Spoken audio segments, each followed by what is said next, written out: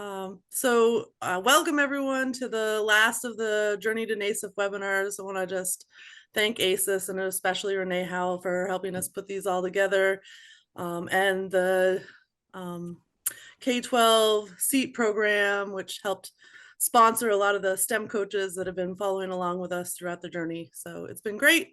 We are excited today to talk about what to expect at NAISEF 2023, and Renee and I'll be tag teaming.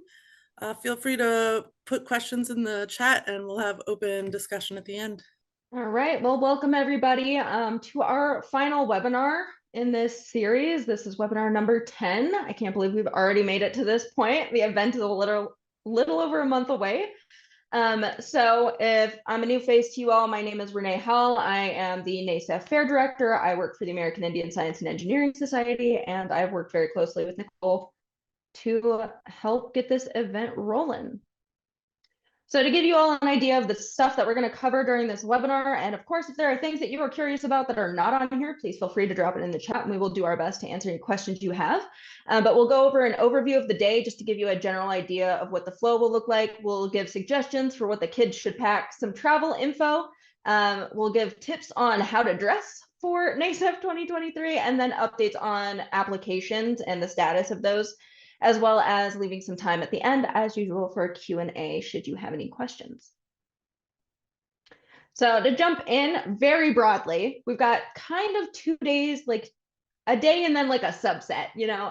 So on March 31st, which is the Friday before the full event, we are having a student social event from 5 to 7 p.m. at OSU. Nicole, would you like to give a little bit more context to this?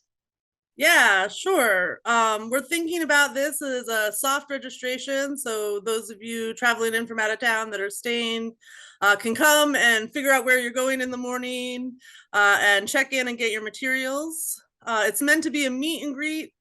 We'll have Pistol Pete and I believe pizza or some equivalent food like that available to eat. I'm working really hard with the OSU student clubs, AISES, the American Indian Science and Engineering Society, which hosts the Fairs Club, but also SACNAS and the Center for Sovereign Nations. So hoping that we'll have some of our college students there to greet your high school and middle school students, and maybe some fun activities. There'll be a photo booth and Pistol Pete, which is always exciting. And that happens really close to the Endeavor Lab in the same parking area. So you'll also get a heads up sort of on what you'll be doing for Saturday. So that's the social event. Thank you for that quick overview, Nicole. And then April 1st, Saturday, is the bulk of the event. Of course, we'll have NAISEF, which is the actual fair happening. We will have a college and career fair happening from 9 to 4 simultaneously. So the bulk of the fair, the science fair, will be on the first floor. On the second floor will be where the bulk of the college and career fair is happening. This gives families an opportunity to interact with some of the resources that are available in the area, as well as gives the students a chance to go up and see some of the vendors during judging mediation time. So there will be a break in the student schedules. We'll get to that in just a moment, but there will be time for your students if they are competing to go and check out the college and career fair. There will also be tours happening from 2 to 4, and we'll talk a little bit about these tours in just a moment. Again, broad overview. And then overview of the day. So this is the date of April 1st. This is Saturday, the day of NAISEF officially. At 8 a.m., we will have poster setup and check-in. If your students didn't check in during the soft check-in on the Friday beforehand, they can check in at 8 a.m. on the day of the event. At 9 a.m., we will be opening up, doing our welcome, our blessing. And then judging runs from about 9 a.m. to noon. Then there's going to be a lunch break. We will be providing lunch for everybody. So please keep that in mind as you're preparing. There will be a break in everybody's schedules except for the judges, who will be doing a mediation from about 1 p.m. to 2 p.m. So lunch is about an hour, and then there's an hour-long judge mediation.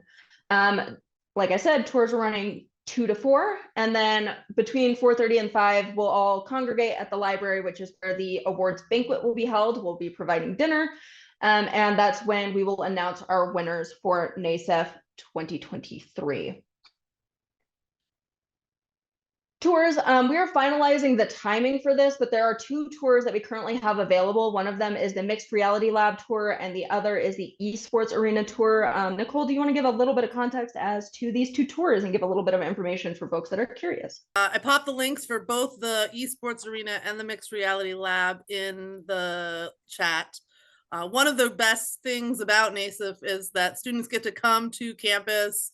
We'll have events in this Endeavor Lab, which is amazing. The awards banquet will be in our beautiful library. But we also want to give the opportunity for everybody to experience some of the stuff on campus, and especially some of our sort of high interest STEM activities.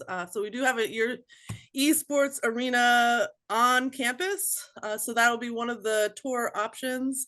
I know they offer like a certificate or some type sort of minor degree in esports, and they have a tour to give. Angelica's on. She's one of my graduate research assistants, and she's really interested in gaming as a way to connect students in college and career learning and peer networking. And she's setting up that tour for us. So thank you, Angelica. And then we also have the Mixed Reality Lab, which is hosted in the College of Education, actually out of interior design. But they are a lab that uses VR, AR, and immersive technologies to do all kinds of research. So they have the 360 cameras that scan like the Madden football players, and they've got giant 3D printers. And I think they have an activity for students and kids to do where they can build their own 3D space and then try out some of the VR goggles. So it's just some of our sort of fun and interactive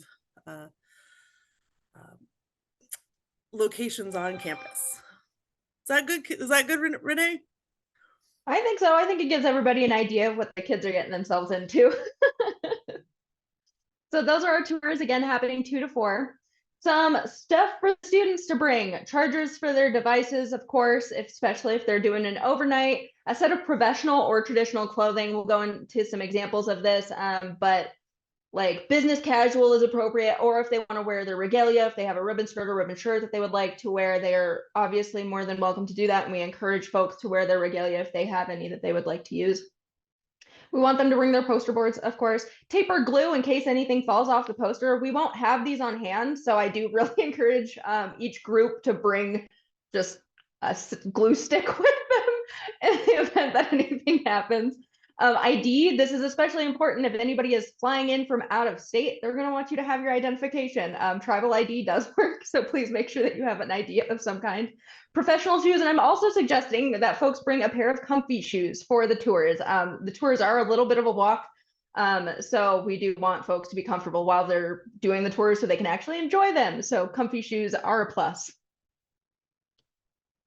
Tips on dress. Again, we encourage students to wear the regalia if they want to do that. We also state that business casual is another option. Some examples of this are things like a button-down shirt, a polo or a blouse, cardigan or blazer, jeans, slacks, or a dress/skirt, and then dress shoes, flats, or loafers. Here are some examples. This is not the end-all be-all of business casual dress. I typically tell students that you can mix something more casual either on the top or the bottom, and then pick something more professional on the other side. So if you're going to wear jeans, wear a nice blouse and a blazer on top. If you're going to wear like slacks, you can wear just a button-up. Totally fine to mix and match. Students do not need everything on this slide in their arsenal to dress business casual. Travel information. I'm actually going to pull up our website for this. And this is specifically for our folks that are traveling. If I can get the website up, that would be cool. And back to screen share. So this is our location travel website. If you are on the NAISEF general website, you're on our homepage, it'll drop you here. You can get to this by going to the information tab and dropping down to location travel.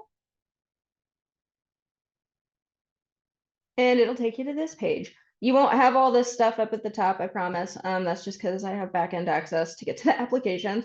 This gives you a little bit of information. If you're curious about OSU or the Endeavor Lab specifically, which is where we are hosting the majority of the event, there are links to that. There's also travel information. So if you are booking flights, there's information on all of the airports that are in the area, as well as ground travel. So there's that. If you're driving, there are directions to the Endeavor Lab. And then there are also a set of hotels here. So especially if you're planning to stay overnight, if you aren't a partner school that has received funding directly through AISES itself, if you are receiving funding through OSU, then the hotels will not be booked for you. So you will need to do that for yourself and your students. And this is not all of the hotels that are available in Stillwater. These are just the ones that were closest to OSU. So I put them on the website. Application updates. So as most of you are probably aware, our applications closed last Friday on the 24th.